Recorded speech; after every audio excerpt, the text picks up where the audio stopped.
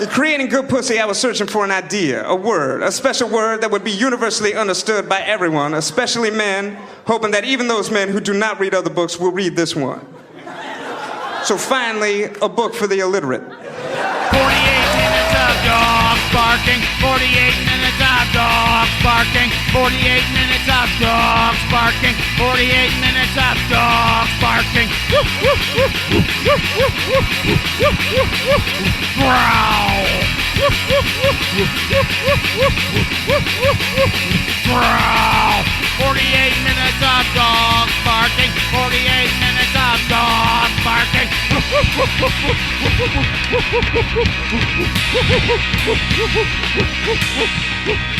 May every day be another wonderful secret, Brian. Oh, I was thinking about this on the drive over because I saw this right before I stepped out the door. It is so horny. May every day be another wonderful secret. Apparently, the drawing of a nude woman with his signature implied to be pubic hair. Just. And of course, this is Donald Trump, of course, writing a 50th birthday card to Jeffrey Epstein. He said, "This is not me. This is a fake thing. I never wrote a picture in my life. I don't draw pictures of women. It's not my language. It's not my words." Very cool, Donnie. What a bad day. Yes. You know, find out he's got pickled man syndrome. Pickling in whatever all the aspartame and the caramel color chemicals for Diet Coke have caused him to pool blood in his legs and extremities. So he's like dying from like retired pensioner disease. Like for a guy who's never done anything in his life. Yeah, it just couldn't happen to a worse guy. It's 48 Minutes of Dogs Barking. My name's Jason. That's Brian. And we're hanging out, partying with girls that never die, unlike dearly departed friend Jeffrey Epstein. I thought you were going to say our dearly departed friend Donald J. Trump. We'll have to do an emergency pod if that happens, but like our future dearly departed friend Ghislaine Maxwell. I remember reading something that like this was before Queen Elizabeth died. That like what the call sign or the call signal would be was like a London Bridge has fallen or something like that. And like, what would it be when Trump dies? Like the arches have fallen, the golden arches. The hippo is drowned, something like that. Yeah. The Cheeto is in the bag. The Cheeto is in the bag. The Cheeto dust is dry. His body's failing. His mind is failing. I don't draw women. I never wrote a woman. Okay, sure. Yeah, I mean, what are you going to do, right? It's marginal, right? Yeah, it's because believing in the afterlife is marginal, right, Donnie? Yeah, at this point, it's pretty marginal. Oh, Jesus. Well, other insane things are happening this week, Brian. Elmo, beloved children's mascot, Elmo's Twitter account, which, again, Elmo, you should not be on Twitter. That's number one. But it got hacked. Here's a post. So, as it turns out, Elmo not only got hacked, but those hacked tweets were extremely anti-Semitic. Yes, that's right, folks. Elmo tweeted, free Palestine. No. To the sea. Death to the IDF. Elmo says, fuck a two-state solution. Yeah, it's just... And I'm quoting here from @Elmo. Elmo said... I can't do Elmo this. says all Jews should die. Fuck Jews. Dude, it's... Donald Trump is Netanyahu's puppet because he's in the Epstein files. Jews control the world and these... Man, it's just... Mm-hmm. Yeah, it's rough. Oh, but then my favorite post, again, @Elmo. Release the files, Donald Trump, child fucker. And then before that, kill all Jews. Yeah, it's just... Yeah, there's a lot. There's a lot going on. There's a lot going. That was a harebrained moment. Everyone got screenshots. Of course. The reaction is, of course, people finding this extremely funny, as do we all. And Gurand, the seventh de Chaucy, posting a video, Elmo getting re-educated after speaking his mind, and it's one of the videos of the Elmo dolls getting overloaded with electricity. A much higher voltage than it's required. It ends with the Elmo thing. It's just like screaming at a higher and higher Oh, it's just pitch. like, yeah, it's like a noise set. Don't you notice things like Elmo? Every damn time, Tucker. And then, of course, Sesame Workshop had to put out, it was briefly attacked by an outside party, yada, yada, yada. We strongly condemn the abhorrent, anti-Semitic, and racist content, et cetera, et cetera, et cetera. Kind of a boilerplate response. Everybody knows that. But I think the best thing about this is what you sent me, which was this tweet from @Canary Mission. This is one of the scariest things we've ever brought up on the show, because the Canary Mission are like insane Zionists. Their bio says campus hate is out of control. We expose those who promote anti-Semitism, glorify terror, or fuel extremism because the world needs to know. Which sounds like a genuinely good mission until you realize that what they mean by promote anti-Semitism and glorify terror are people saying that, the people of Gaza shouldn't starve. And other things like that. The real anti-Semitism is saying that Zionism is the same as Judaism. Mm-hmm. And kind of like missing that truth. Way fucking over their heads. Yeah, like, what? So they're blaming the social media manager for the hack. She still hasn't explained what happened or faced consequences. No proof, no statement, just a claim of being hacked. If there is no accountability, it will happen again. We demand a real investigation or fire the person responsible. How in bad faith do you have to be? And also, just like you make yourself look so like you're getting in, like this is obviously like a hack. Right. And even if it weren't, it's a fucking puppet. Yeah. It's a puppet for children. Chill the fuck out. Oh no, they're taking me to the Hague, Harold. They're gonna execute me. Gordon, you gotta get my bail fund. I'm forwarding all my mail to your house, Gordon. Don't fucking touch my mail. Don't fucking touch my mail, Gordon. I'm gonna be back. These devils. I got friends in Chabad, Gordon. You should know. They're doing me like they did the Uyghurs. Call Kanye West. He's my friend, and he should know about this. Alan Dershowitz has my legal defense fund. Anyway. All I'm saying is it 6 million? Nope. I love you, but no. I love you, but no. Not doing it. Not happening. Of all the shit we've said on this show, I am drawing. Okay, Yogi Bear says it, but not Elmo. Absolutely, I am drawing a fucking line on that one. Hey, Elmo, would you like to learn? Would you like to read some of my literature? Yogi, get the fuck out. We're growing. We're learning. We're doing going down the Sandrinas. But I know. I know. What's more absurd than being hacked and what was tweeted on that account is the reaction from... Right. Yeah, resign. I think I saw somebody say. Resign, Elmo. Elmo, retire, bitch. Taking time to be with my family, and if you all could respect that. Me and Mrs. Noodle have a house in the Hamptons. We're going to visit some family over in Newark. And if you could respect our privacy, we'd really appreciate it. I can't do that voice anymore. So I know you it probably all could. day. Yeah.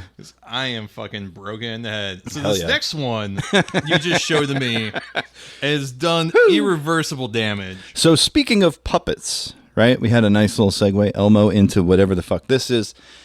Our dearest enemies at the Lincoln Project decided today of all days to release a video spoofing the Donald Trump-Jeffrey Epstein connection using a really poorly written version of Not Like Us and using AI as the video, and all the characters in the video are exaggerated Muppet-like figures.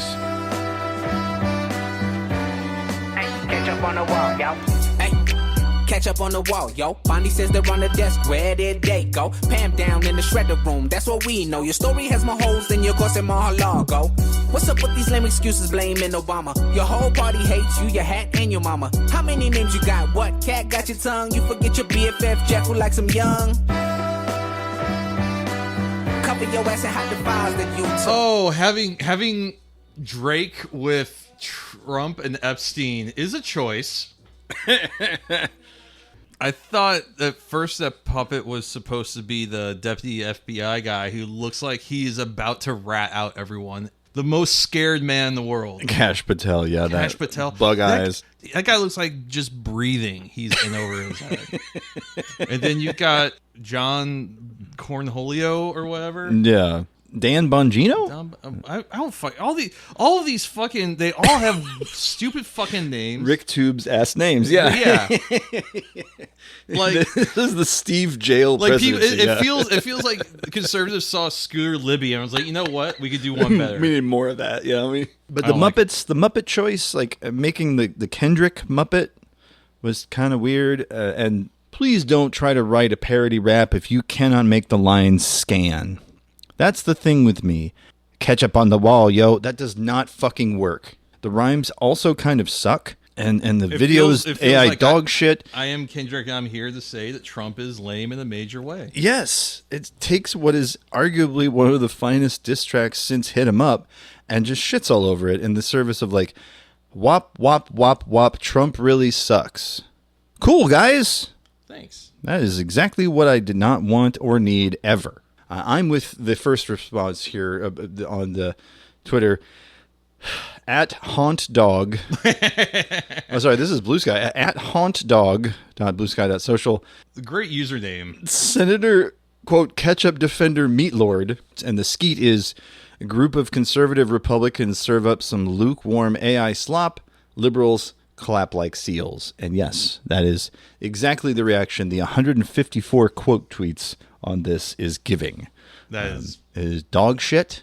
People just doing like, oh, skull emoji. This. Oh, fucking this. We got this posters. We got people doing all caps this, the finger pointing down emoji. The song was already about a pedophile. Yeah. Change one name, and the song's pretty much the same. Hey, Yeah. Trump, I heard you like him young. That's it. That's all you need to do. You don't need to go through all this rigmarole of like rewrite it about Jeffrey's friend. Fuck all that. It's a waste of time and effort. It feels like what Jack White is doing, which is just playing to the converted, Playing to the rubes. the cheap seats. The rubes. I'm sorry to drag you into this, Jack White, but you did it to yourself. I did it to myself. We haven't broke out Jack White in a while. You're doing 10, 15 years of just mindless self-indulgence for blues lawyers. Yeah, pretty much. Yeah. And then and people are like, oh, wow, No Name is such a great record. And it's like, man, what's sad is that he probably had that record in him the whole entire time. And he just decided to do, like, that shit. Whatever the fuck that is. Yeah, I don't know. Whatever the fuck. Like, cool. Like, it's the best thing he's done since the White Stripes stopped being a thing. But the thing is, it feels like he probably should have just done that record to begin with. Yeah, I'm tapping my watch like, come on, man. We know you're a talented player. Like, this is just a pantomime of something that maybe once was good. I'm happy. I'm feeling bad. Wow. Wipe out. Well, speaking of cool, no, I got nothing. I only got scooped by 17 minutes on this story over at PCGamer.com.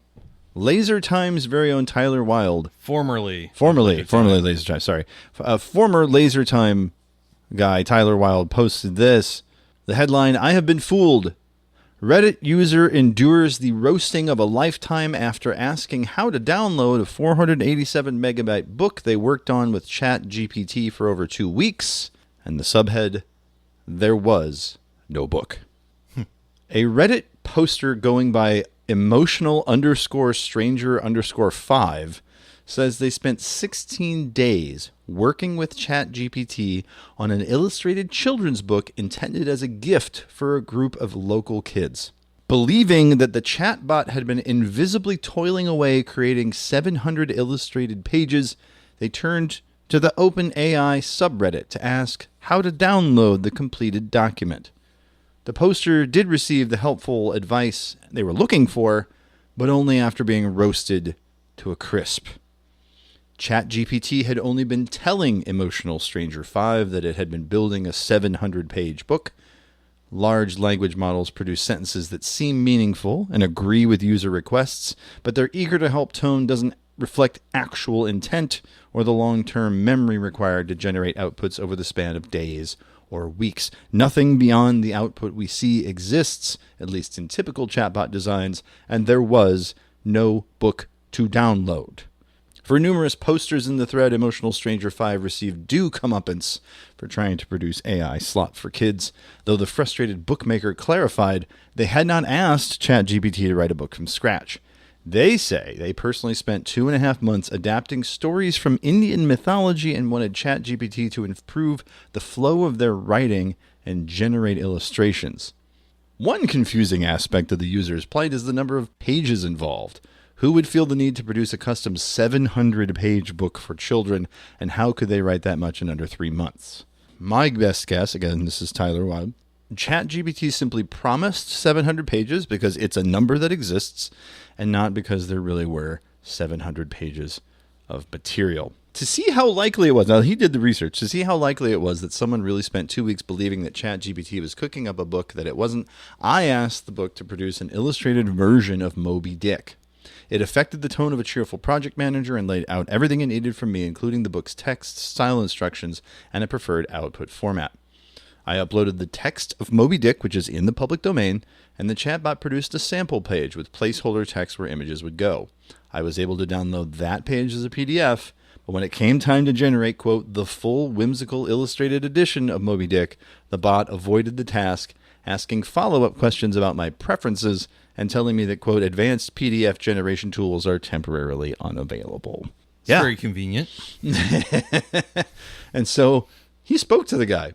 When it comes to interacting with a ChatGPT, Emotional Stranger 5 says they've learned their lesson and will use it to format and illustrate their book project one page at a time. Quote, I accept that I was fooled, they wrote, but it was my first experience with AI, and even though it turned out to be a steep learning curve, I'm happy I did not waste months on it. Yeah, just 2 weeks. Thanks to all of you who made me realize this quickly and save time and heartbreak for me. I think I am not a writer, not a professional one, not planning to be, Emotional Stranger 5 said. It's just a collection of stories for underprivileged children around me. The kids are great, and I wanted them to have something they could hold on to for a long time. Very, very odd story. I think the expectation is very high. People have been selling magic beans, and this guy bought it. He got bit. This dude's eating beans. This motherfucker's eating beans, yeah. Yeah, but I think the first response in the Reddit thread, which I did find, and it said, sorry, this post was deleted by the person who originally posted it, but in the original thread, this is on r/OpenAI. The Reddit user E38383 4 days ago simply wrote, it didn't create a 500 megabyte file. It lied to you. Succinct and to the point, and also heartbreaking. People roasted his ass into oblivion. How are you not getting cooked after posting this, says Fern NL Crack? Sure. This is more absurd than anything else, Emotional Stranger, because people are dumb sometimes. I made a mistake, learned the lesson, and moved on. There were better people who decided it was better to help than to ridicule someone's lack of knowledge and or understanding. But you also believed in the lying machine that was lying to you. Yeah. The purpose of the thing is what it does. Have you heard this phrase? I am not. Stafford Beer created this. Basically, not what something's intended to do, but what it actually does is the purpose. Okay, I'm familiar with this. So, okay, we intended this to be this, that, or the other, but what it actually does is the other thing. Well, the purpose of the system then is the other thing.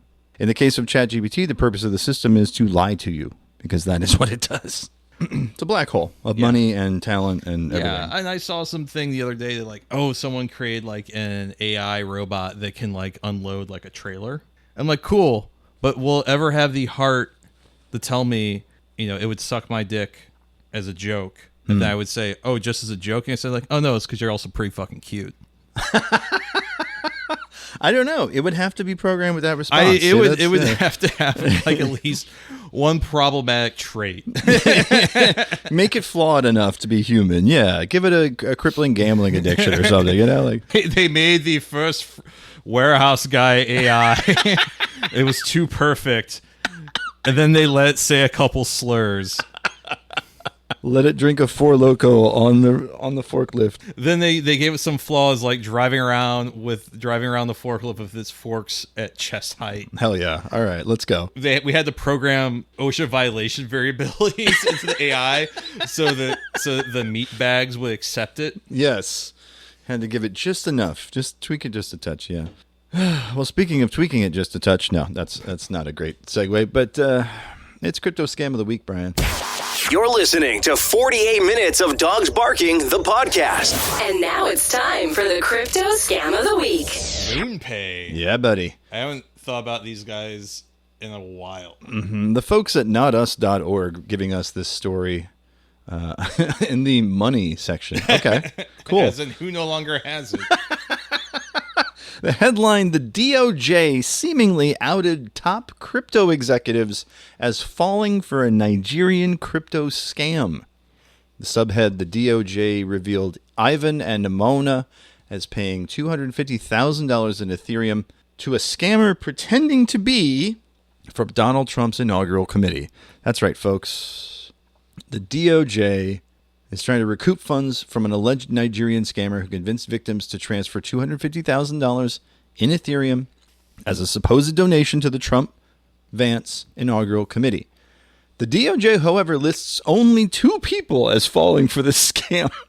Ivan and Mona. These are the same first names as the chief executive officer and U.S. chief financial officer of the crypto company MoonPay. Ivan Soto Wright and Mona Emari Siala. The wallet used to pay the alleged scammer has also previously been publicly linked to Soto White. MoonPay did not respond. Obviously, who would? I wouldn't if I was them. They have publicly said that the company has massively benefited from the Trump family's embrace of crypto. MoonPay's crypto transaction platform, which you can buy crypto with your credit card, bank transfer, traditional currency, fiat, if you will, has been raking in cash and fees in recent months by facilitating purchases of course, Trump's meme coin $Trump. If the victims of the scam were in fact the top executives of MoonPay, quote, that smacks of favoritism or selective enforcement, Mark Hayes, a crypto regulation advocate with Americans for Financial Forum, told Not Us, pointing to the Trump DOJ's separate rollback of enforcement against crypto companies. If you're friendly with Trump and you're a Trump crypto bro, you get the DOJ proactively trying to recover your assets, even when there are not too many zeros on a rounding sheet. But if you're an average consumer and you lose your life savings because of a meme coin fronted by those same people, no one is going to help you. Hayes added, that does not seem like justice. How did they get away with it? Well, they did the lowercase L in place of an I bit. Oh, wow. Classico. Email address Steve_Witkoff at T47L-naugural. Steve Witkoff was the co-chair of Trump's inaugural committee. They just sent out this email. Hi, Steve. Their response reads, our contribution of $250K was just processed. Here's the confirmation. Public posts on Twitter did line up with this. 7 days ago, $Trump took the crypto world by storm. MoonPay posted on Twitter in January. We saw a 1,023% increase in first-time on-chain transactions. Big week, all caps. I mean, this isn't the first time Soto Wright's been in trouble. You remember that he tried to pay off Miami Mayor Francis Suarez for about $500,000. Oh yeah, wasn't there supposed to be a Miami coin or something at some point? Remember that right. shit? Yes, there was a Miami coin. Have you ever been to Miami? I have. It's a nice place. It's surreal. But it's still, I mean, okay, don't go to the beach. Right, don't go to, I mean, that area that you always see. You know what I'm talking about?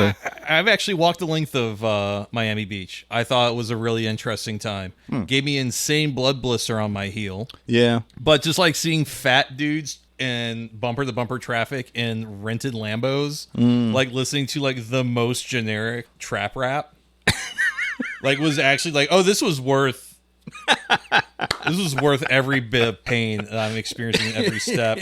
Going to a tattoo shop where there's a dwarf working a tattoo shop that's taking very seductive photos of trans women out in the parking lot. Okay. You're just like, what the fuck is going on? Right.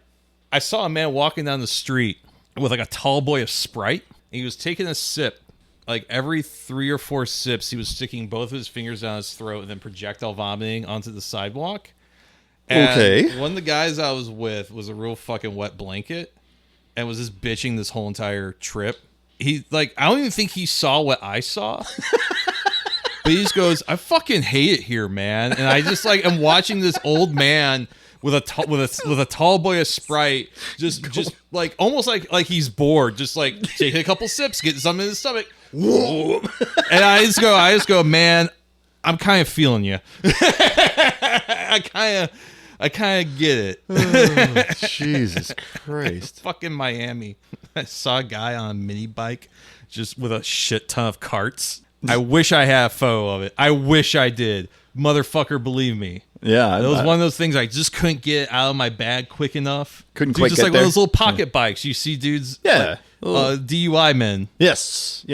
For a kid, but it's like a dude in his 50s who's from circumstances. He's had too many DUIs. He can't drive. He can't, but he also figured out how he could steal 50 shopping carts and take them down a main road in Miami. He's trucking at like 20 miles an hour. Just Oh, it was absolutely fucking absurd. But then we walked like 3 or 4 blocks down, and I had one of probably the best Cuban sandwiches I've ever had in my life. So hits and misses. So, have you ever known anyone to fall for a scam like this, like personally? Oh, have I ever known? I can't say that I have. I did. Yeah?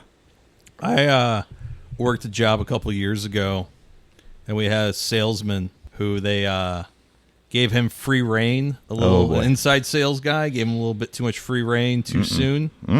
He was one of the owner's son's college buddies. Ah, yes. All of the inside sales were slowly becoming one of the owner's son's drinking buddies from SEMO. He came up to me and he's like, yeah, so you know that pallet of acquiescent ABB drives that were sent to us accidentally, but we just accepted because we'll probably be the only people in the country that'll have them when someone needs them. Like, yeah, like, I got a guy in Defiance, Ohio that wants them. I'm like, no. You know, I was like immediately like, this is going to, I'm like looking at him like, this is going to residential. Mm-hmm. Like all of these fucking red flags. The company gets taken for, long story short, about $100K. That guy still works there. That's crazy. It is absolutely insane. And one of those things where like, man, like I looked at the invoice and it was like legit. It looked like a company we had done business with before. It looked like just one of their invoices I had seen. All of this stuff, like they did their work, but I was like, what was it like from like a spoofed email address? And he was like, well, no, it was like the guy's name at AOL.com. And I'm like, ooh. I'm like, are you fucking? I really wanted to be like, are you fucking kidding me? Jesus Christ. Like, it's not, I was like, okay, man, that should have been your first red flag. Yeah, at AOL.com. Who's looking to make an $85,000 purchase of weird industrial product and like use the name of a guy who used to own like an antique shop in downtown Defiance who died? It was just like just so much random shit. But it's like, this guy wasn't dumb. I mean, I'm making him sound like a dumbass. Right, because he did a dumbass thing. He did absolutely dipshit thing. Right. But otherwise, like a pretty easy to get along with, pretty smart guy. Definitely felt like a business major from SEMO. yeah, fits the bill. I can't imagine too many places if you cost them a A5K 100 large on something like that, you'd still have your job, particularly a small business. Shocking is what that is. You know what else is shocking? No. Bang, bang, bang. Bang, bang, bang. That's right. Group X, Arabian Rap Sensations, registered trademark. Did you know this was a registered trademark? Group X, Arabian Rap Sensations. That's right. For those of you not familiar, I'm going to read their About page as best I can. Group X is a band we form in Kramshatin, and like we were not kid but not smart of adults like now. We use band to come to USA to get many American women, and we did. Belinda, Sharon, Stacy, Trudy, Eloise, and Fran are examples. Now the world knows about the Group X, and this is why you hear. Please excuse the construction while we is doing internet makeup job. That is as best I can phonetically reading their About page. And that is Group X, ArabianRapSensations.com, a website that still is online today. It is hard to believe. It's very hard to believe. Now, you may have heard of Group X from several videos on a website we covered previously, Albino Black Sheep. Yes, and if you had like an incredibly racist morning zoo program on your local alternative rock station, perhaps with a guy called Woody. Oh, yes. And the Whipping Boy, and a bunch of other assholes who've gotten in weird arguments with me online where they were clearly in the wrong. I can't believe Woody failed up to K-Rock. Yeah, isn't that amazing? It's like saying it's like how did RFK get where he got kind of thing. Like nothing good happened here. Nothing, and we learned nothing. Right. Anyways, but you probably have heard their songs played by your local racist rock DJ sometime in the early days of the War on Terror. Most notably, probably Bang Bang Bang. Yeah. Or Schwiftig, or Don't Touch That. And also Mario Twins. Mario Twins. You Would Give Me Kiss If I Were on Soccer Team. And the song Too Many Guys. I think the best description of the band comes from a 2002 article from NintendoWorldReport.com. Jonathan Metz writing here, yes, Virginia, there is a Mario Twins. This is the story of one crazy night with Group X, Arabian Rap Sensations. Who is Group X? What is Group X? Why is Group X? This past weekend I went to Atlanta searching for the answers to these questions and more, and I got answers, bizarre, psychotic, cream-filled answers involving chemical spray pumps and blue hair gel. But let's jump back to the beginning of this twisted story. For the past couple weeks, I've been trading emails with Blade Razor of the unusual rap group called Group X. Many of you will recognize them as the crazy guys behind Mario Twins, an extremely hyper and extremely funny verbalization of Koji Kondo's immortal Super Mario Bros. Score. Anyway, in our emails, I was trying to help Blade set up a gig at my college later this summer, again, 2002. In the process, I had signed up for the Group X newsletter, and a notice went out on it that the band would be playing at the Masquerade Club in Atlanta. I feel like this guy was getting paid per word here. Yeah. My first Group X show was a blast. More than just a rap concert, it was almost like a party or a circus slideshow. The amount of audience interaction was amazing. 25% of the crowd was up on stage at one time or other. If you wanted to get up there with the band and act crazy, you did. The attitude was pretty much what I expected. Blade was generally abusive towards the crowd, tossed out a lot of funny insults about Americans and how stupid we are. So, Group X is a joke band, I guess? It was like a bunch of white boys from Atlanta acting like they were Arab. Yes. And their first record was, what was it called? Stepping on the Crissage of Your American President or something like that. Their first album was 40 Ounce Slushy. But yes, one of the albums from 2000, Stepping on the Crotch of Your American President, which had the song Good Girl Yes, Bad Girl No, Bang Bang Bang was on there, Idiot. Roller Skate Date, which is my personal favorite. Dumb music. Incredibly dumb. And not anything you could get away with today. Oh, no, absolutely not. Especially, again, a bunch of white boys pretending to not... I don't know. It's very strange. Let's see if we can play some songs here. Again, Albino Black Sheep, really love these guys. Put them up on the website. They said, Group X is a musical group that deserves a spot on ABS. Again, Albino Black Sheep. This Arabian Rap Sensation, as they're called, has caught the attention of numerous Flash animators. Music and lyrics by Group X appear all over the web in internet talk, and not to mention some of the files on ABS.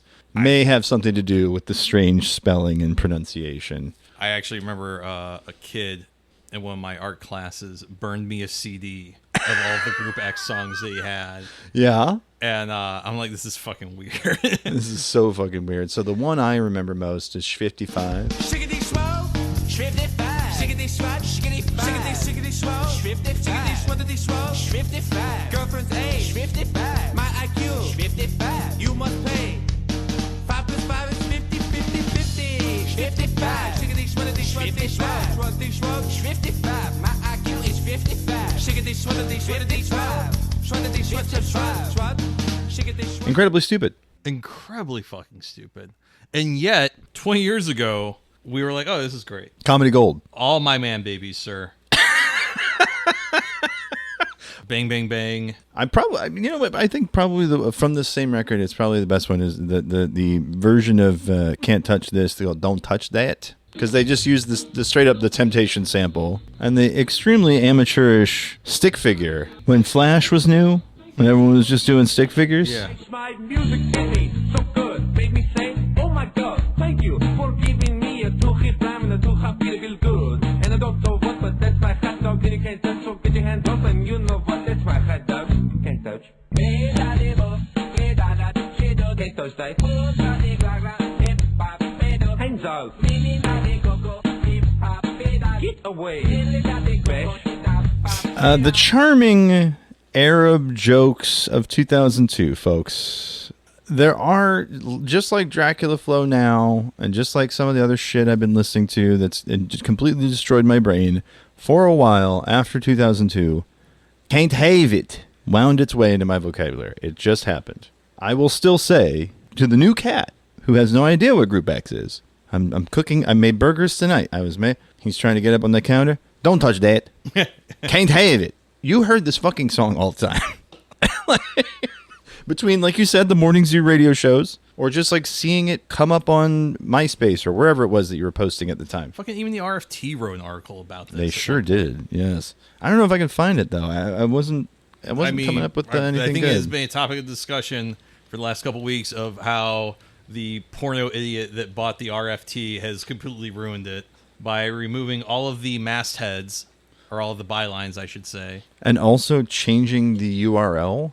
Because it's been nothing but porno slop for the last year, so it's been de-scrobbled, I guess you would say, by Google. Yeah, what a strange time to be on the internet. Flash was new, right? About a Black Sheep was kind of leading that charge. We talked about them long ago on this show. But yeah, they put 13 different Group X video, 12, however many. And then you could download their MP3s right off Albino Black Sheep. Crazy times. Yeah. But the band website. Are they still doing shit? The audio game, oh my god. Play the game everyone's talking about.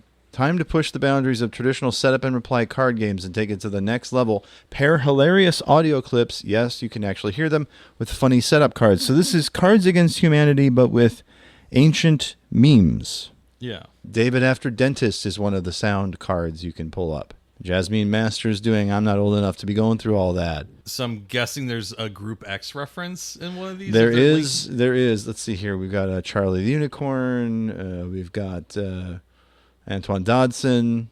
Keemstar, the oldest Keemstar stuff. Fast as fuck, boy. But yes, according to the Group X website, it says Group X is in it. That's crazy. Yeah. 2018, Group X released an EP. Return of Peppermint Joe. Let's see what this is. Frankie Pee-Pee Shirt is the track. Frankie, yes, I know Frankie Pee-Pee Shirt. P-shirt, P-shirt, Pee-Pee Shirt, P-shirt, P-shirt, P-shirt, P-shirt, Pee-Pee Shirt, P-shirt, P-shirt, Pee-Pee Shirt. Frankie, yes, I know Frankie Pee-Pee Shirt. P-shirt, P-shirt, Pee-Pee Shirt, P-shirt, P-shirt, P-shirt, Pee-Pee Shirt, Pee-Pee Shirt, P-shirt, Frankie Pee-Pee Shirt. Frankie, yes, I know Frankie Pee-Pee Shirt. Why all the ladies want to do a touch on Frankie? Because he has a shirt of pee-pee and it isn't stanky. And why all the ladies want to do a slip and slide? Because he has a pee-pee shred and on a table glide. I can't do 2 minutes of this, yeah. Hey, they lost the thread. They lost the thread, but they never practiced fucking playing, so they clearly have that still intentionally shitty style. They never got any better in the ensuing 16 years between 2002 and this one. Again, 2018, the return of Peppermint Joe.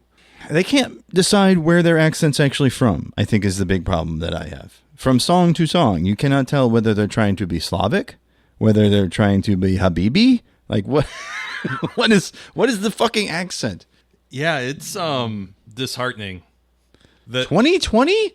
The Cheesecake of Philadelphia? Spice it up, Chris. Okay, so a distinct riff on Warm It Up, Chris, by Crisscross. Oh. Uh-huh. And the other thing, this guy sounds tired. Yeah. Like, bro, you don't have to do this. No. The old women dancing gifs from Duke Nukem. Nukem. Yeah. That is actually pretty funny. 394,000 visitors since December 2018 on the website Group X Arabian Rap Sensations.com. Shameful. Under the memories/links, we do have the compact diskette release party of Stepping on Crouch CD from 2000. Toto Swift, it got our attention in reverse when she found us and knew us early in our magnificent career. Based on any mention it out, here is proof. A BuzzFeed article. Wait, is this? Yeah, Taylor Swift's alleged old MySpace comments. Apparently her first MySpace picture was her with a Spelling Bee Champion t-shirt on. The comments were mostly random inside jokes, BuzzFeed says, including this one where she says, haha, fuck sewing machines. Just a little reminder to you that even though the semester may be over, I'm still quite obsessed with you. Haha, fuck sewing machines. Love, love, love, tea. There are ones about Grant Wood, her friend's boobs, and the word "der." This is... I knew girls that left MySpace wall messages like this. This is violence towards me. Taylor has a thing for sketchy vans. I am obsessed with you. If you look out your window and down the street about 200 yards, you may see a big white van parked on the street. I am inside the van with a telescope and a computer, just trying to catch a glimpse of Kelsey Dame Morris. Haha. End of story. Here's two more with some random inside jokes about deep-throating a lollipop. Guess who has a thing for you, the hottest guy in the world? What is a mixture of a tiger and a lion? A whore. Think about it. I definitely just deep-throated a lollipop. Hey, little girl, do you want to know a see-ker-et? Ha ha ha, thanks for helping with my computer troubles. I know you bend many way for me. I like that. Do you want to know a see-ker-et is directly from Schwitty5. Oh, wow. So Taylor Swift in 2006 knew who Group X were. That's yes. fucking... That is so fucking weird. This is one of the most upsetting and confusing things we've unearthed in the 3 years we've done this shit show. Taylor Swift knew. Do you want to know a secret? Taylor Swift probably also has like a lyric from Roller Skate Date stuck in her head. Taylor, we love you. Come on the show. No weird questions. Well, we can play a little game, prolapse or fruit salad. Oh, there you go. We can show her. Show her. If she's been around on the internet that long, she's probably seen most of our gross stuff. So I'd be like, oh yeah, that's goatsy. Yeah, that's great. Old Kurt. And now I'm just imagining a "Look What You Made Me Do" style song, but like about shock images. I'm having a whole renaissance in my brain right now. It's wonderful. It's a place like toast in here. Yes, Cheesecake of Philadelphia was their last album in 2020. Boy, their names, by the way, that they call themselves Hashmir Shashmir, aka Moist Towelette. The lead singer, talk, write, Spacetron mix engineer, and master of Tathies? Tathies? Sure. DJ Hazard, Beztron Gitron, Edzitron, Get Irritated, Rocket, Pipot Drums, Right, Cured Digestion Path, sure. Ghost of One Pack, Advice Based, DJ Thomas Selleck, Private Investigative Journalist. Investigate, criminal journal investigation. And of course, Applesauce on guitar. Whew. This, man, this is sadder than whatever MC Chris is doing right now. He's just touring. That's all. I keep getting served his shit on my Facebook. Yeah. And him talking about like, oh, we didn't have anyone in Applewhite, Michigan, but we did $2,000 in merch and it wasn't nearly as good as we were hoping. And I'm like, my dude, doing $2,000 a night in merch sounds pretty tight. Yeah, for most people, they would kill for $2,000 a night in merch. You kidding me? Particularly for a guy that did the Tussin. Yeah, those early songs are really rough, right? But there's still some stuff that I think about. There's a line in one of his songs on that same record. I just get it stuck in my brain. So like he's got some lyrics. But it's just like, come on, dude. Like, you should be grateful for that you're still able to tour. I think those posts are just like him being transparent. Like, I actually appreciate that. He's like, yeah, we didn't do a lot of draw at the door, but man, we really made out in merch and people brought me chips. Yeah, I think that's just kind of how he's been. The first few that I got seemed like really like woe is me. Which, I mean, if you're starting a tour and you're not getting the people at the door, maybe you do feel a little woe is me, right? But he's always been that way with public posts and stuff. He's always been like, hey, yeah, I'm out in Amish. Who wants to fucking smoke? Yeah. But he's serious. He's hanging out outside the venue with his Didn't fans. he have like a meltdown in St. Louis one time? He's had more than one. He was going through some shit, and I think he's kind of come out the other side of it a better person. I think he's probably fared better than David Cross. Yeah, and I saw David Cross. David Cross came back to St. Louis, and I saw him, and he made no mention of it. Right, he did his whole set at the Sheldon of all places, and like left, and that was it. And I was like, oh, that's kind of He was very professional. Delmar Hall not too long ago, last year. Very professional. Got in, got out. But I don't really feel like he was doing crowd work. He wasn't really.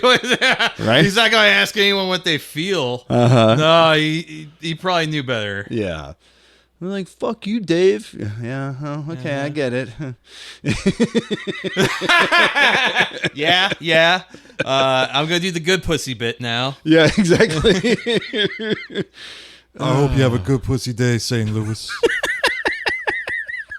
This is how he gets out of it. Okay, I'm good. I was just going to do the good. That's how he gets out of everything. Okay, I'm just going to do the good pussy bit. I don't know if you've heard his podcast, but like half of them end with him doing it. No. I was saying I would actually respect him if he just like still did the good pussy bit. Still recognize that was like the epoch. Dave, come on the show. We want to hear you.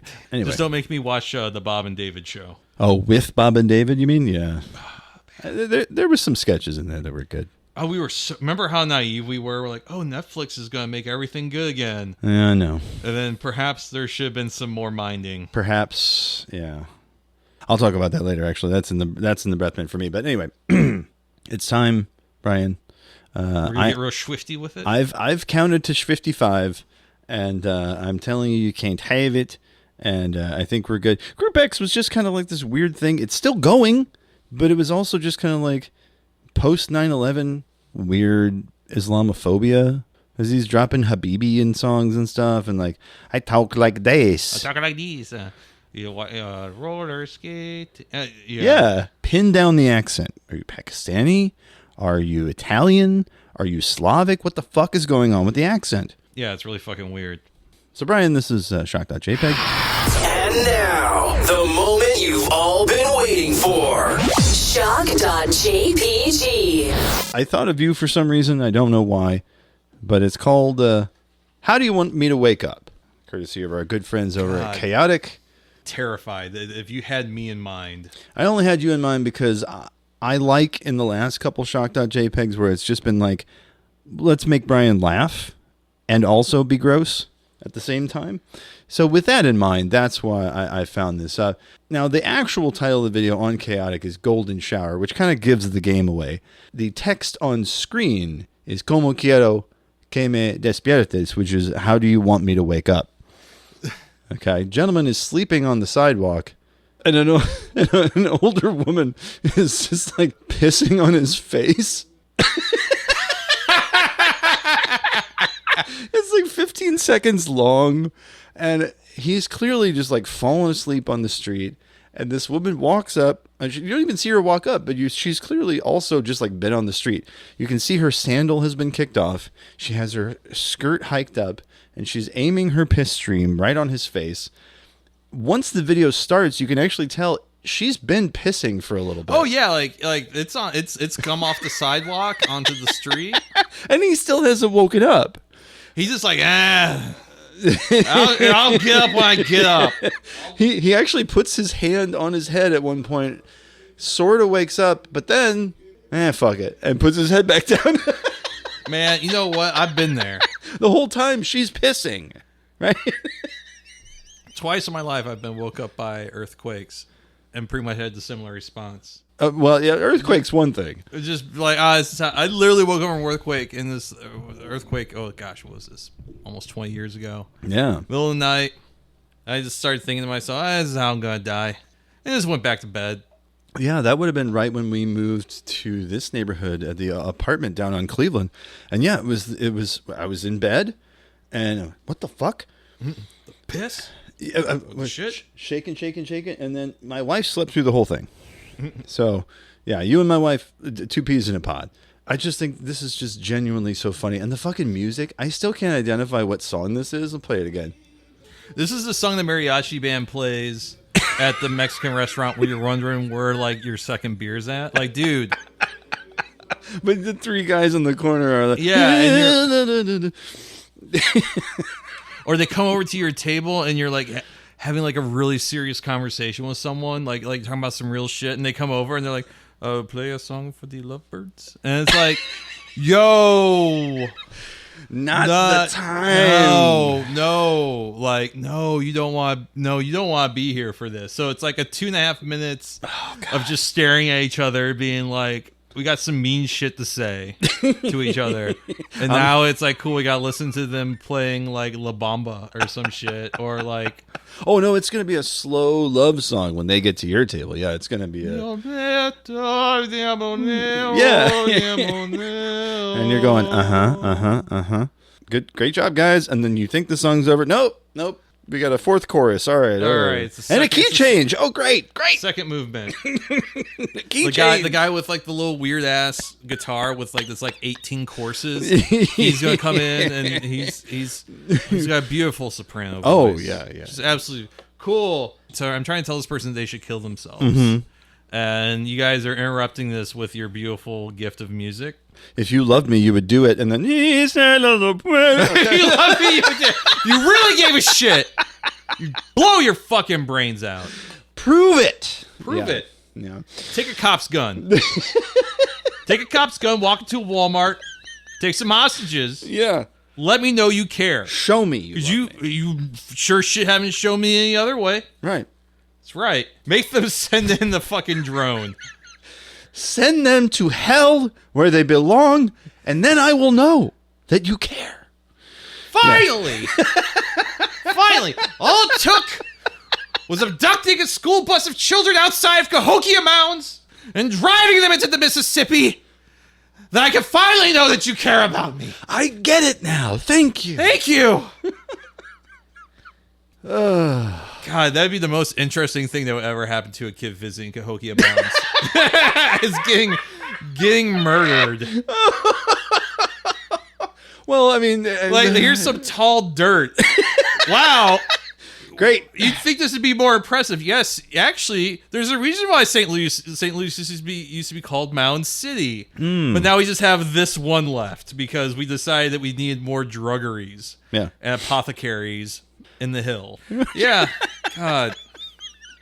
Well, I guess that means it's time for the breath mint, Brian. It's time for your mom's favorite part of the show. It's time for the breath mint. I think I was talking about this a week or two ago, but we finally decided to sit down and watch the Stavros Halkias movie. Oh, yeah. Let's start a cult. Well, how was it? It's fun. It feels like someone trying to make a movie out of Cumtown bits. Some of it's really fucking funny. Some of it's not. But also, I feel like it's a script that had like 3 or 4 fucking killer jokes. And then it was like, okay, we gotta make this like 90 minutes. Yeah, stretch this a bit, yeah. Stavros Halkias plays a man named Chip, who is the least liked individual in a suicide cult. He's the sole survivor, right? He's the sole survivor. But, so he gets told that, like, oh, we're going to ascend tonight, but before that, I need you to mail out this tape. So he gets left behind? So he fucks it up. He gets, like, a nudie mag and he fucks up delivering this tape that's supposed to be, like, you know, we are the cult, blah, blah, blah. And he thinks that they all ascended without him. But then he finds out that the cult leader, William, apparently survived. Oh. And what it is that William didn't take the suicide but tries to convince Chip, like, no, I came back to bring you. We just gotta get a new family. Like, really just like off the top of the dome once he gets There's some good jokes. It is worth watching for like the 4 or 5 really good laughs you're gonna have. Okay. CM Punk is in it. His presence is completely wasted. Sure. But Joe Pera's in it. I love Joe for a Pera. second. Conor O'Malley? Is Conor O'Malley in the movie? No, Okay. I wish. Yeah. There was definitely space for a Conor O'Malley character, but it's like a solid 6, 7 out of 10. Okay. Me and Em had a really good time, laughed pretty hard, some jokes, but neither one of us, I think, would agree that it is like a great movie. Again, it's worth watching if you have the opportunity. Oh, I definitely will. I have so many things on my list to watch. That's among the many. I've been reading a lot. Went out to the drive-in and stuff, and so. Yeah. So I will say, You saw Super Woke? I did see Super Woke. Superman, guys, is the real deal. It's not a funny movie. It's an extremely funny movie. No, I was doing Fuck Ben Shapiro. Yeah, no, I'm playing straight. I'm like, look, dude, it's Ben Shapiro. The guy, failed screenwriter. Let's start there. He doesn't know what he's talking about.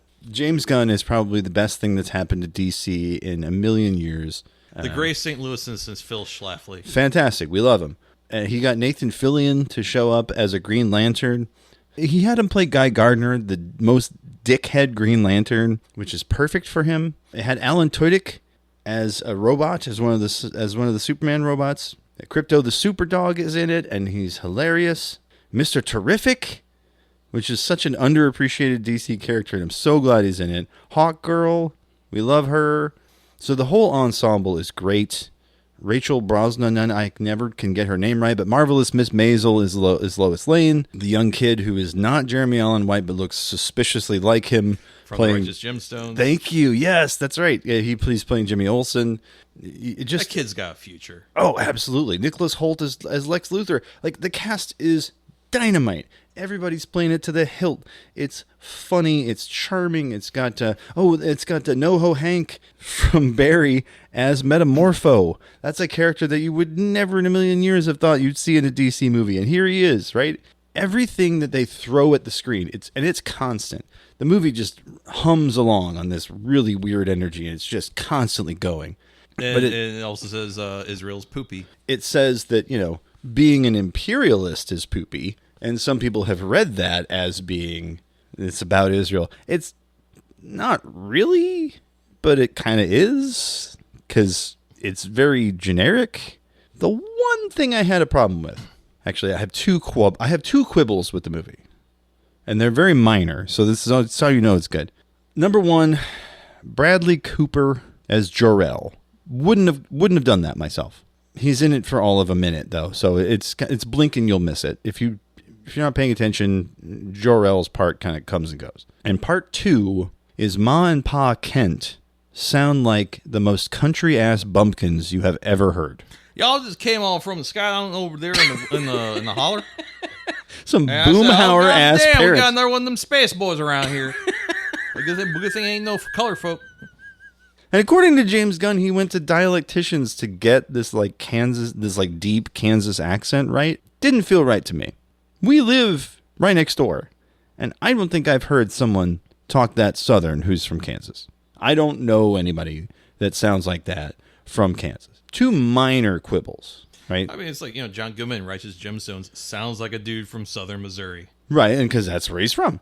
Yeah. That's where John Goodman's from. Not the character Eli Gemstone, but that's where John Goodman's from. But that is it may not necessarily be a Memphis accent, but it is like a real ass. It's a believable dialect. And I think part of it is that Gunn is going for so over the top and so stylized that even the corn pone accent gets kind of cranked to 11. Sound like Jambo from Maybe not that bad. It's not that bad. But it is distracting. It is distracting. Okay, it's not that bad. But I will say it's distracting. I did like a lot of things that Gunn pulled from the deep history of Superman. The hypno glasses. That's a deep pull. So this really paying homage to old stuff. They got Christopher Reeve's kid, Matt, to show up in it as a news reporter. You had the John Williams score comes up a couple times. Even some of the visual stylings of the Fortress of Solitude is straight out of the 78 Superman. As a big fan of Superman and of the kind of DC oeuvre, I think it's a great start. If this is what we're kicking off all this new DC stuff with, we're in good hands. It's not like this tortured, grimdark bullshit. It's built on this kind of almost corny, gosh, we need to be hopeful Because they even go in this whole conversation between Lois and Superman about hope being punk rock. Now, that is a little hammy. The principle of the thing is the same, right? It's a movie and a concept built on hope, right? Built on this idea that there can be a better future if only we wish for it. Interesting concept, right? We've heard it before, but yeah. Gunn's really good about this. Him and Tom King, who kind of co-wrote the whole thing together, they're pulling from so many different decades and ideas, and they're throwing them all together, which can lead to the only other thing that maybe the movie's a little uneven in certain parts, just because it's like there's so much happening, and there's so many ideas, and they're throwing it all together. It feels like a lot happens in about 2 hours. But overall, I think, wow, what a movie. I don't think a superhero movie has affected me that way probably since Dark Knight? Tim Burton's Batman. Oh, wow. Dark Knight didn't get you? Dark Knight got me in a different way. Dark Knight got me in kind of a contemplative mood, right? This one is more, okay, slavish devotion, but we're also doing something new and interesting. Superman is great because it just wastes no time. No origin story, none of that. 30 years ago, Kryptonian arrived. 3 months ago, he did this, and then 3 hours ago, he just got into the worst fight of his life, and 3 minutes ago, he lost. And it starts he got canceled. Yeah, and it starts with Superman getting his ass kicked. Someone found an old tweet of his where he uses AAVE. Yeah. They do have a bit in the movie, which I thought was a little on the nose, where Lex Luthor has an army of monkeys with genetically enhanced brain implants writing bad tweets. It's a little much, but other than that, I mean, is it all too different from our own reality? It's a little on the nose, I think, and it's like, okay. Overall, boy, what a movie. I liked it a lot. If the reaction to Guy Gardner is any indication, then the Lanterns series that we're going to get with Nathan Fillion as Guy Gardner, and then there's a couple other guys coming in. There's going to be a Hal Jordan. There's going to be a Jon Stewart. All my favorite Lanterns all together in a television series. Oh, baby. I'm going to be eating good. I'm happy for you. I'm a Green Lantern guy. I've been since day one. Never been interested in the Green Lantern. I felt so hard done by it because the only Green Lantern film things that we got, mostly animated, and some of those are great, but the live action ones have been not great. Yes. I like Ryan Reynolds. I like the cast in the Green Lantern movie that they made. Did not like what they did with the story. It just was like, we're throwing too much in it. It's too much is happening. And then there was the 4-hour Justice League movie that Zack Snyder did, where there is exactly one Green Lantern in it, and he gets his ass kicked right away and is never mentioned again. So I was like, well, that's been it for our live action. Yeah, it's like it happens like that. I got really, really high when we watched the Snyder cut. A 4-hour Snyder cut, yes. I got really fucking high and ate like 2 Popeyes chicken sandwiches. Oh, hell yeah, let's go. Oh, yeah, I was done, Chief. I remember like waking up at one point, probably stared at the screen for 90 seconds and just ascertained, like, so the climax of this movie is based upon the Flash being fast enough. Yeah. Everyone there who is, I'm assuming, wide awake watching this bullshit just went, yeah. And I go, yeah. Imagine how incredulous I must have been to wake up from a really lovely weed stupor to be like, just absolutely calling the movie out. So like the Flash needs to be, he need to run good. Yeah, he got to go fast. He gotta go fast and transport a underage child across state lines. Pretty much. and torture the people of Hawaii for pretty much. Gotta go harass Honolulu. Allegedly. So about you, buddy? You seen anything that made you feel good about the nature of humanity lately? Crane Wives. Oh. You took your kids to see them last time. Actually, no, my wife did. So I did not get to see them yet. But yes, I'm told it's a great show. It was phenomenal. I was not expecting. Sold out, right? I believe so. Nearly feral crowd of young, weird kids. A little jealous. Because you're not young or because you're not weird? Oh, because like I had to mask all that shit so much when I was their age. True. I'm like a little jealous that you can like just go to a show wearing like a Yeti costume. Fair. I'm a kid that got the shit beat out of him in school because I was wearing Vans because fucking redneck kids were like, "What are you going to wear? Fucking trucks?"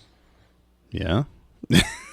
But that's like like one of those things where like you're kind of telling on yourself. Right. You're showing your ass there, man. But you're the one wearing a sleeveless fucking Harley Davidson shirt. So I guess I'm the one that's getting his ass beat here. I guess so. Kids get to be fucking weird in a way that we didn't. And I wonder how different things would have been for some people. For sure. If they had the same opportunity. I think about it all the time because my kids are 15 and they're weird as hell. And like, okay. Yeah. Fucking A. Yeah, 100 years ago, they would have sent them to like a sanitarium in Omaha. Mm-hmm. To learn how to count buckwheat or something. Yeah, it was just like really surprising, like just like really lovely, unique energy. Feral teens, huh? Feral teens, like they just like lost their shit. The opener, Arnie Margaret from Iceland. It was her first time performing in St. Louis. The drummer came out with her, the drummer from Crane Wives, and was like, "Hey, I know she's the opener, but it would mean a lot to us if you gave her the same attention and respect that you would give us." Like, kind of set some expectations. And that crowd was locked in. I was like, dang, maybe more bands should come up and like, hey, don't be shitty to our opener. I'm like sitting there watching these kids just like fucking take drink. It's just a young woman with, a Epiphone casino and like a couple effect pedals just doing like indie singer-songwriter stuff and like really lovely voice. Sing some songs in Icelandic that were really pretty, and like the crowd was like really respectful. And I'm thinking like, man, we weren't even half as kind to the band that opened up to the Yeah back in 2007. Oh yeah. I think we might have told Blood on the Wall to kill themselves, and that like you aren't the Pixies. We were heckling them. Wow. But it was like when I was like, damn, like when I was that age, I was telling people to like go home or like get back on go take a bus home, like get off this tour. We were fucking mean. Anyways, I can't say I'm like super familiar with their music. I've listened to them a few times and liked what I heard, even if it's not necessarily my thing. Yeah, just like really great musicianship. It felt like I was at like a folk punk show for a band that wasn't folk punk. Like the crowd just like knew all the words.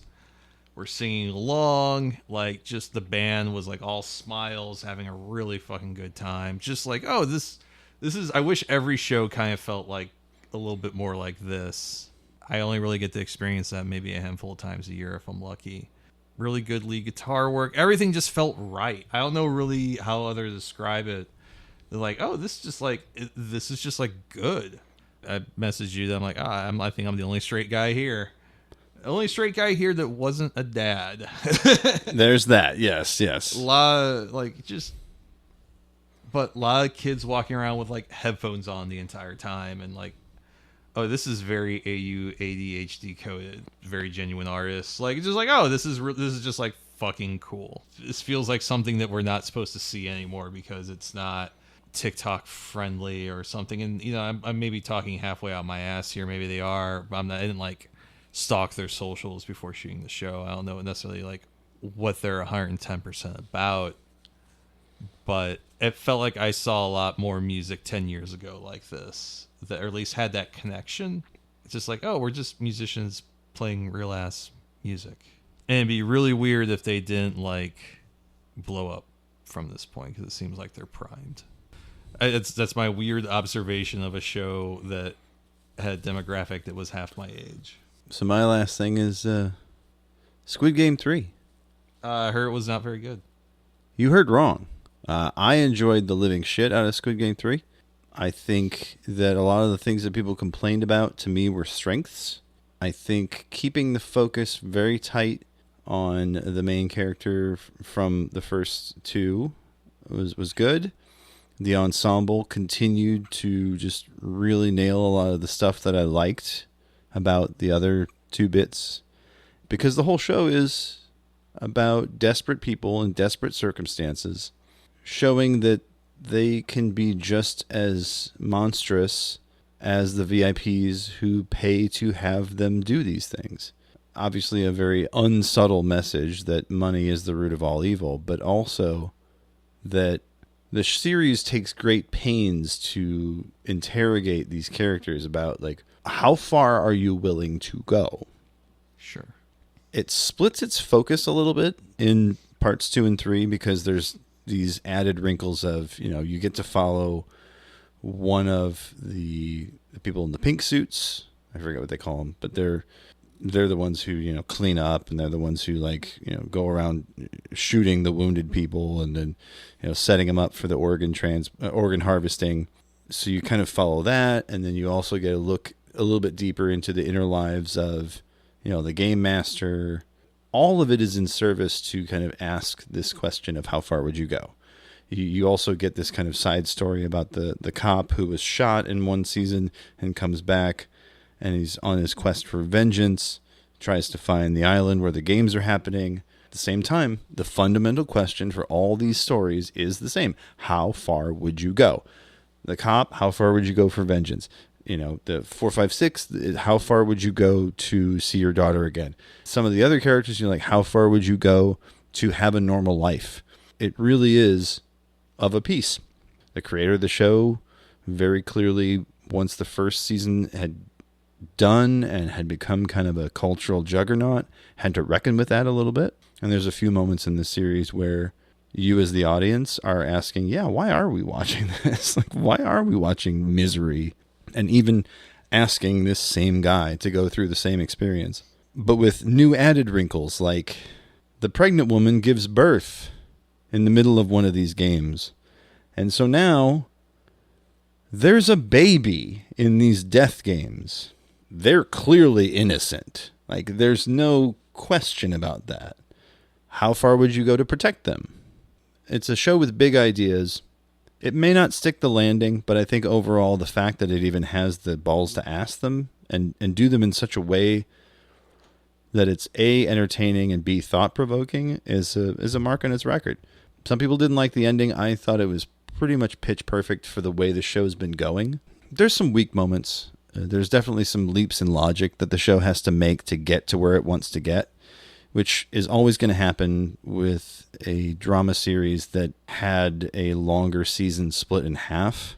The English dub cast has done a phenomenal job in capturing some of these moments. Personally, for me, I thought Squid Games hit pretty hard, but I'm hearing other people don't. Other people didn't like it, but you might be the first person I've heard say something positive about season. Interesting. All the fucking podcasts are talking about is a Trump shit. All the fucking anything political related. It's just all of the commentary, all of the Charlie Kirk in his tiny little fucking head, tiny little face, I should say, because his head's not small. Right.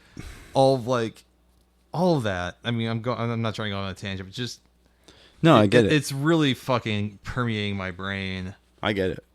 All right. Well, same. I mean, case closed. There's no list. There's no list. Jeffrey Epstein killed himself. Those 3 minutes where him trying out they're missing from the video, I've been told, are 3 minutes of him trying to do a Richard Pryor bit that he didn't have the chops, folks. It was too cringe. He was doing the last half of Is It Something I Said? Yeah. I am on some shit. Let me finish. So this is about the time of the show where we tell people where to find us online. Brian, oh baby, where do you want to tell people to send you video? Nightmare. Just every time. If you want to find me on the internet, you can go over to Twitter. You can go over to the Twitters. The Twitters. And I shot the ED bar. ISHOTGUYDBORD. You can find me under the same username on Ye Old Blue Sky. Over on Instagram, I am a music photographer. If you want to check out my photography portfolio, you can head over to assholemusicphotographer.com. If you want to check out the last and only good media website left in St. Louis, you can head over to theartsstl.com. Yeah, we got some good stuff over there. Anything you've written coming up there? Yeah, Jason forced out my mannequin pussy photos. Okay. So if you want to check out a show that happened almost 4 months ago, I had a conversation with someone, and I'll keep this short, where it's just like sometimes you experience things that like you have to marinate. Like you just can't, like some stuff is like, yeah, I can shit out 500 words about this. Sure, that's not a problem. But some things you're like, this really stirred something in me. And I feel like just giving it like a standard who, what, when, where, like doing actual like music journalism and not just feeling like you're copying, pasting, or filling stenography. In an ad-lib. You're filling in an ad lib. Maybe the third time I photograph. Maybe I'll get some. I don't know. You know, so those photos I feel pretty strongly about. I just wish there was some better writing to go with it. But anyways, that's up. And I think that's all I got, Jason. Where can they tell you that they just want bang, bang, bang? Well, you can tell. Fuck. You can tell me how you can count to 55 over at Video Crime. Chances are, if there's a website that has Video Crime on it, that's going to be me. We're talking Twitter. We're talking Blue Sky. We're talking Letterboxd. Again, VIDEOCRIME. You can also find me as part of a podcast that's not this one. That's submitted for the approval of the Midnight Pals. There I play a fictionalized version of Stephen King, who is on my shit list, by the way. The real Stephen King is on my shit list. Yeah, I was going to say, is there what part do you oddly implicate yourself in the Jeffrey Epstein? Kind of weird. Kind of weird flex, dude. The guy who wrote the child gangbang in the novel It suddenly has issues with releasing the Epstein files. Strange. Weird. Anyway. What an what an odd thing to say. Well, thankfully, Midnight Pal Steven has never been to any island ever. I stay right here. That's right. That's right, true believers. You got it. You fucking... Okay, you've heard the show. All right, so you can go to midnight-pals.simplecast.com or search anywhere podcasts are sold for the Midnight Pals. And yes, season 2, well underway. I'm very excited. I can't wait for the musical episode to come out because it is it's a goddamn hoot. You can reach this show in a number of ways. My personal favorite is, of course, the telephone, 314-246-9766. That's 314-AHOY POO, if you like to spell with your telephone. And you can shoot us an email, Jason@8minutesofdogsbarking.com, Brian with a Y @8minutesofdogsbarking.com. You can support the show, patreon.com/48minutesofdogs. There we have a lot of cool stuff for you. Every week, we have outtakes and an extended just jam session where we talk about whatever called Thanks I Hate It. Every once in a while we get a bee in our bonnet and we decide we're just going to go, real silly style and do something called the Mind Zone. And then every year, once a year, towards the end of the year, we do something called the punishment tier. That is the highest level you can achieve as a patron. There we will do things like last year, we decided our punishment here was going to be a 90-minute commentary track on the Japanese puke fetish video Garo Monster Home Delivery. So if you get in at the punishment tier now, you can not only get that exclusive audio, but also vote on what we do for 2025. You have 4 months and some change to do that. I highly recommend you do it sooner than later so that you can, get in on the ground floor, as it were. So again, patreon.com/48minutesofdogs. Well, that about does it for the show. I'm Jason, that's Brian, and as we always say at this time, namaste, good luck, give mommy a good gut fucking 25th Amendment now, who ate all the pussy, and hey, never stop posting. We love you.